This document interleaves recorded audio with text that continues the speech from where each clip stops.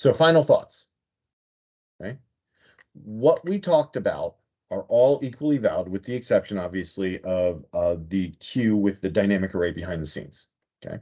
They are all based on needs and use cases. Okay. And I've tried to point out the benefits of all of them and the potential use cases for all of them as I've gone, right? The point is, you want to have these as options if you need to present them. 99% of the time in the modern world, you're not going to need to care. Okay? But you might need to care. And if that's the case, you need to be able to justify your decision, right? These illustrate that there's not a single right way. There's several potential right ways. And the way you determine which is the best right way is your analysis, right? It's why it's called a design decision. If there was a universally correct way to do things, we'd just show you that one way, or we'd show you the crap ways building up to the one correct way so that you could see the growth of it. But there'd be no decision involved, right? The only incorrect decision, the only incorrect analysis is, I don't know, right? Why'd you do that? I don't know. Some of you have probably heard me say that already, right? You need to be able to justify your decision. Why'd you use an array stack? Well, I needed a stack, so that was set.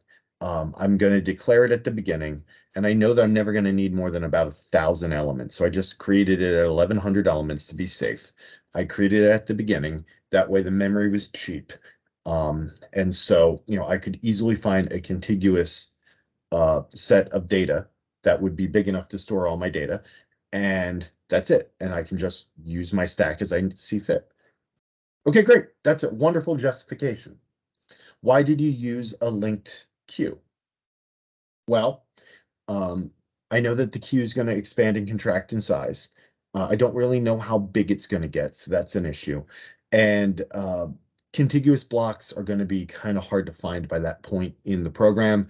I'm going to have to be real quick and consistent with my add and remove, so I can't be depending on resize operations that are going to dynamically shift the size of my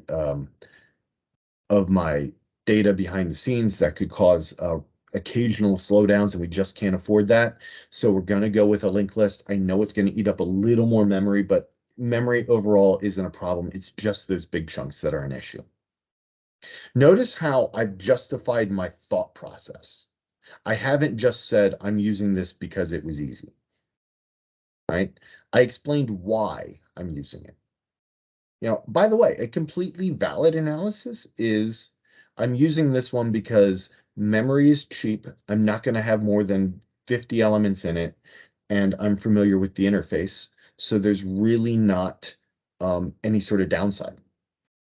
That's fine. That's justified, right?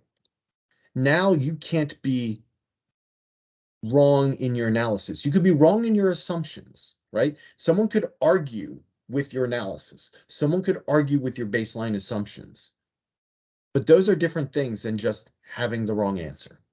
Remember, you are in the show your work portion of your education now. And when you get out in the real world, being able to see and know what your options are going to provide you with flexibility on analysis and design. And you will see things out there that are called like array stack or linked stack. And you'll have to go, okay, which one of these do I want to use? Why do I want to use it? So just keep this in mind. You're going to see these things. And when you get to the lab, this lab is going to be about using these data structures. I've shown you the implementations. There's no more magic here. I want to see how you use it. And you're going to have to do some analysis on your lab of what the performance is. You're going to have to break it down and say, hey, which one's faster and why? So keep that in mind. If you have any questions on any of this, please don't be afraid to reach out. If you have any questions on how something works, don't be afraid to reach out.